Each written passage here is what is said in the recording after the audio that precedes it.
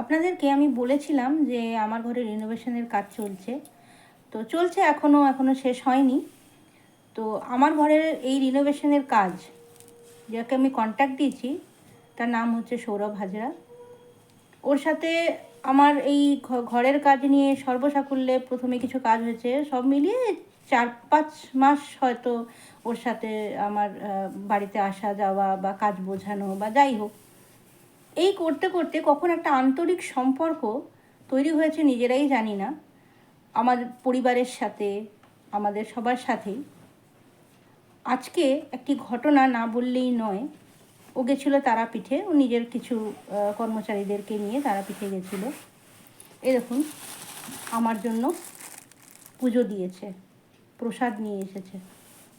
এর থেকে বড় কিছু আর পাওনা বোধহয় হয় না। শুধুমাত্র একটা কাস্টমার আর কাস্টমারের সাথে রিলেশনশিপ, শুধুমাত্র সম্পর্কটা পয়সা অবধি নয়, সম্পর্কটা আন্তরিকও হয়, সবার সাথেই হয় যদি মানুষের আন্তরিকতা দিয়ে সেই সম্পর্কটাকে বজায় রাখতে পারে। অবশ্যই এটা আমার একার দিক থেকে নয়, ওর দিক থেকেও সে আন্তরিকতাটুকু আছে।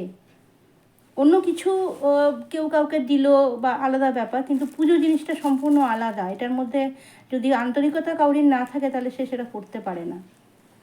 তাই যারা এটা বলেন যে শুধুমাত্র টাকা দিয়েই সব সম্পর্ক শুরু হয় এবং শেষ হয়, তাদের উদ্দেশ্যে বলি যে আন্তরিকতাটা কিন্তু একটা বড় জিনিস, সেটা টাকা দিয়ে কেনা যায় না।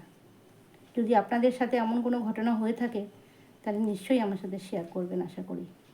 নমস্কার।